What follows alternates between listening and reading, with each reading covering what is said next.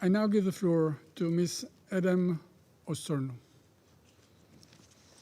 Mr. President, thank you for this opportunity to brief the Council on the humanitarian situation in Sudan. It is no hyperbole to say that after 5 months of brutal and merciless war, as the SRSG has just noted, the people of Sudan are facing a crisis of epic and tragic proportions. Since I briefed the Council last month, the conflict continues to intensify again around Khartoum, Darfur, and Kordofan, and is unfortunately expanding into more areas, including Al Jazeera State, Sudan's breadbasket. Fierce and relentless fighting is trapping civilians in Khartoum and other epicenters, including Niala in South Darfur, increasing yet again the death toll and the numbers of injured. Those who are able to escape the fighting continue to do so, with the number of civilians displaced now standing at more than 5 million. This equates to 1 million newly displaced every month.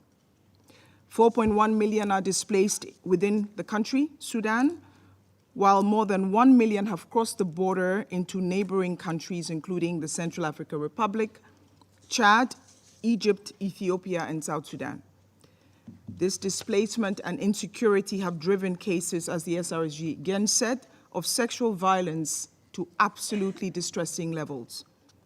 Alarming reports of ethnic-based violence in Darfur continues to emerge. As I'm sure we can all agree, members of the Council, this could be a harbinger of a return to horrors we hoped we had left in the past. Mr. President, it is not only direct hostilities that are killing the people of Sudan. Civilians are also dying due to almost a complete breakdown of the health system, with the vast majority of people having no access to health services. This lack of health care and the fighting are making it almost impossible to control increasing outbreaks of diseases, including measles, acute watery diarrhea, malaria, and dengue fever. More than 4,300 suspected cases of measles have been reported from 12 out of the 18 states. Just to compare, by September 2022, this number was 963 measles cases across 3 states. Let me again stress that almost half the population of Sudan, more than 20 million people, are experiencing high levels of food insecurity. A country with a very healthy breadbasket. We are seeing a substantial rise in malnutrition rates, and more than 6 million Sudanese are just one step away from famine. Mr. President, distinguished members of the Council, with these enormous challenges, the humanitarian community is struggling to scale up operations and meet the growing needs. The needs are enormous. We have so far coordinated the delivery of more than 2,400 trucks of relief supplies, carrying over 110 metric tons of aid to various parts of Sudan. More than 3.2 million people have received some form of humanitarian assistance in the last 4 months, approximately about 300,000 more since my last briefing. But this, unfortunately, is only close to 18% of the 18 million people we are trying to reach. As I reported in my last briefing, following intensive negotiations with the armed groups controlling the routes, we made some progress in restoring the flow of humanitarian supplies to the Darfur states, with the movement of the first 10 trucks during the first week of August, carrying 500 metric tons of supplies. We have now moved a total of 3,100 metric tons of aid to the Darfur region. These operations included 4 cross-border deliveries of humanitarian supplies from Chad to West Darfur, carrying 390 metric tons of food and non-food items as well as medicines. Mr. President, Excellencies, severe access challenges continue to hamper the delivery of aid. Currently, it takes huge amounts of time and effort to run the humanitarian operation. For example, on average, it takes 2 to 6 weeks or 16 to 42 days to move supplies from Port Sudan to the Darfur states. This response, however, is not at scale to meet the enormous needs of the people of Sudan. Accordingly, on 29 August, the Interagency Standing Committee activated a system-wide scale-up for Sudan aimed at addressing the rapidly increasing number of people in need of assistance in the country. But we can only do this if we have unhindered, unfettered access, if bureaucratic impediments are removed, and if we have sufficient resources. Rampant insecurity, again, as the SRSG has outlined, is a significant obstacle for humanitarian action. More than 900 access incidents have been reported since mid-April, around 6 incidents a day on average. More than 70% of these incidents have involved hostilities or violence directed against humanitarian personnel and assets.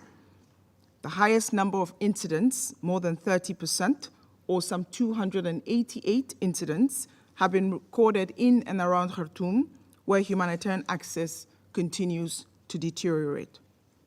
Since late June, humanitarian organizations have only been able to reach Khartoum with 2 convoys of 22 trucks out of a total of close to 100 trucks, which were moved and have moved more than 4,800 metric tons of relief supplies since mid-May.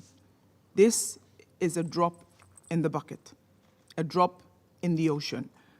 Food security organizations have reached fewer than 280,000 people, with relief a very low percent, 11% of the 2.5 million targeted, 280,000 of the 2.5 million targeted.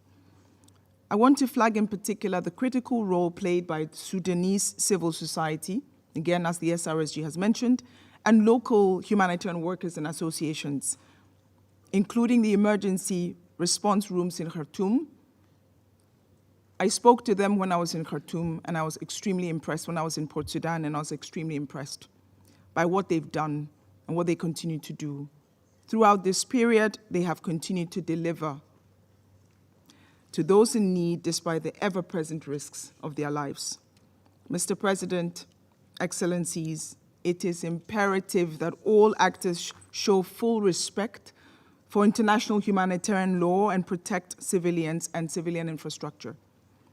This includes ensuring the safe passage of civilians fleeing violence in Khartoum, Darfur, and other areas of active hostilities. Again, SRSG Perth mentioned the OCHA reports that in the past week alone, more than 103 civilians have been killed during military operations by both parties in Khartoum and in Omdurman. At least 51 were killed just 2 days ago in an attack on a market in the Janub al-Hazim district in South Khartoum, one of the highest tolls in a single incident since the fighting started on the 15th of April. If we are to scale up these life-saving operations, we desperately need the parties to conflict to recommit to regular direct humanitarian dialogue with us at a senior level. The Undersecretary General Emergency Relief Coordinator, Martin Griffiths, and the HC in Sudan, the Humanitarian Coordinator, Clementine Inqueta Salami, are actively reaching out to the leaders of the SAF and RSF to put our humanitarian forum into action. Again, the SRSG referred to this. We urge member states to support our efforts to secure these commitments. This is a lifeline for the humanitarian operation. I also call on the Sudanese authorities to continue to redouble their efforts to facilitate humanitarian operations by fast-tracking visa processes, easing travel restrictions, and expediting the customs clearances that will enable us to respond at the speed and scale required. We have been in continuous dialogue with the Sudanese authorities, both in Port Sudan and in New York. We are grateful for the 70 visas we've received over the last 2 weeks alone. We would ask the Sudanese authorities to continue to fast-track visas. We have some 240 pending, to grant longer visas for smooth project implementation to our humanitarian partners, and to continue working with us to establish a clearer, more predictable process. We count on the support of the Council for these urgent requirements. Mr. President, even if these internal access obstacles were removed, a lack of funding for humanitarian operations will leave millions without the assistance they desperately need. Unfortunately, the 2.6 billion revised humanitarian response plan is but 26% funded. This is already affecting the ability of humanitarian operations and organizations to provide critical services such as water, sanitation, health, and hygiene. If we are to meet the urgent needs of the people of Sudan, we desperately need increased donor support. We are grateful for the funding received so far, but we urge that more is done at speed and at scale. We thank the co-host of the ministerial event coming up on the 20th of September in the margins of the United Nations General Assembly, high-level week on the cost of inaction in the Sudan. This will be an important opportunity to show the people of Sudan that we have not forgotten them and that the international community is committed to supporting them in their gravest time of need. Mr. President, Excellencies, I started my remarks by stating that the people of Sudan were facing a humanitarian crisis of epic proportions. But I want to make one thing absolutely clear: the situation can and will get immeasurably worse unless urgent action is taken. The longer this conflict continues, the more this catastrophe will deepen, and the more lives will be lost, livelihoods destroyed. I therefore urge the international community to spare no effort in seeking a negotiated solution to bring this war to an end. I thank you. I thank Ms. Wosornu for